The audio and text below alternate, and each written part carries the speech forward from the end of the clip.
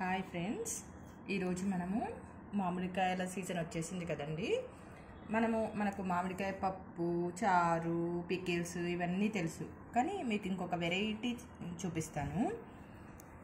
ఇప్పుడు మామిడికాయలు మన దగ్గర చాలా ఉన్నాయనుకోండి, కొన్ని రోజుల వరకు ఉంటాయి, ఎక్కువ రోజులు నిలవ ఉండవు కదా. ఇప్పుడు ఓన్లీ సమ్మర్ సీజన్లో వస్తాయి, కానీ వేరే సీజన్లో రావు. అప్పుడు కూడా మనకు మామిడికాయ తినాలనిపిస్తుంది, ఏదైనా చారు కానీ పప్పులో కానీ కంపల్సరీ. ఇప్పుడు చింతపండు ఎక్కువగా యూజ్ చేయట్లేదు కదండి, దాని బదులు మామిడికాయ యూజ్ చేస్తున్నాం కదా. అది ఎలా నిలువ ఉండాలి, ఎలా యూజ్ చేయాలో ఇప్పుడు చూడబోతున్నాము.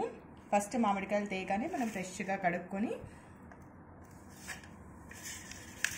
చిన్న చిన్న పీసెస్గా కట్ చేసుకుందామండి.